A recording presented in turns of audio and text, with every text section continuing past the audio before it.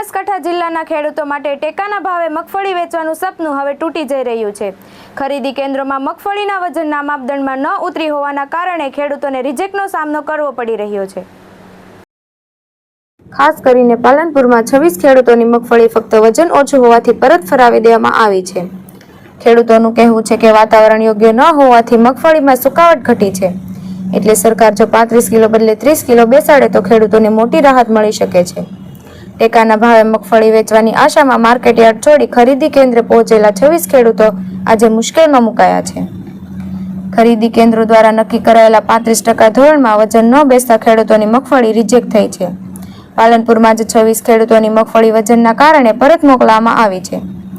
ખેડૂતોએ પહેલેથી જ માર્કેટયાર્ડમાં મગફળી વેચી ન હતી, કારણ કે સરકારના ટેકાના ભાવે ખરીદી કરશે એવી આશા હતી, પરંતુ હવે ખરીદી કેન્દ્રમાંથી પણ રિજેક્ટ મળતા ખેડૂતો હવે માર્કેટયાર્ડમાં સમુદાય ઓછા ભાવે વેચવા મજબૂર થવું પડે છે। પરંતુ હવે ખરીદી કેન્દ્રમાંથી પણ રિજેક્ટ મળતા ખેડૂતો હવે માર્કેટયાર્ડમાં સમુદાય ઓછા ભાવે વેચવા મજબૂર થવું પડે તેવી સ્થિતિ સર્જાઈ છે। ખેડૂતો સરકાર પાસે એક જ માંગણી કરી રહ્યા છે કે મગફળીના વજન ધોરણમાં રાહત આપવામાં આવે, 35% કરતાં 30% નક્કી કરવામાં આવે તો ખેડૂતોને મોટી રાહત મળી શકે છે। નહીં તો આ વર્ષે મગફળીના પાકમાં ખેડૂતોને ભારે નુકસાન વેઠવું પડશે।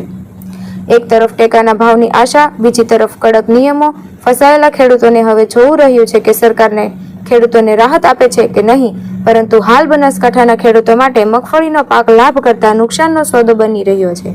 અમારા ત્યાં ખેડૂતોને 2500ની અમારા ત્યાં નોંધણી થયેલી છે, અમને આપેલા છે કે ગુજકો માસોલે ખેડૂતો અમારા ત્યાં 1500થી 1800 ખેડૂતોએ મગફળી ભરાવી છે, એમાં 25થી 26 ખેડૂતોની મગફળી રિજેક્ટ થયેલી છે।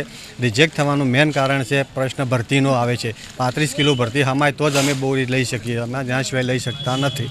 અમને 35 કિલોની મર્યાદામાં કરારમાં મળેલો છે ઓર્ડર, પણ 30થી 32 કિલોની મર્યાદામાં ઓર્ડર મળે તો અમે કરી શકીએ, એના સિવાય અમારા સાથે કંઈ કરી શકવાની પોઝિશનમાં અમે ના હોઈએ।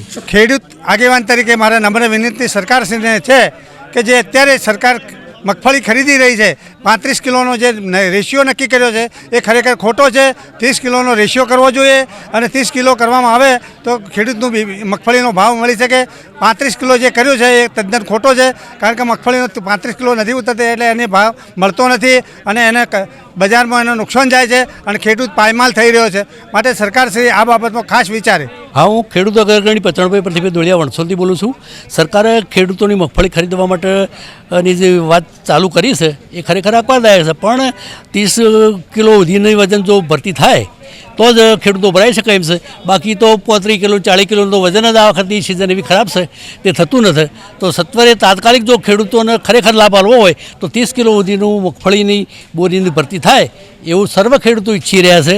કિસાન સંઘે પણ આ બાબતમાં આવેદનપત્ર આપ્યું છે, તો અમે ઈચ્છીએ છીએ કે 30 કિલો સુધીનું થાય તો આ ખેડૂતોને જે બજારમાં ભાવ 900-800 રૂપિયા ભરવી પડે છે એની જગ્યાએ સારો લાભ મળે તો અમારી ખેડૂતો વતી, મારી સમગ્ર ખેડૂતો વતી સરકારને વિનંતી છે કે તાત્કાલિકથી 30 કિલો સુધીનો વજનનું થાય એવું અમે સર્વ ઈચ્છીએ છીએ। ભારત માતા કી જય।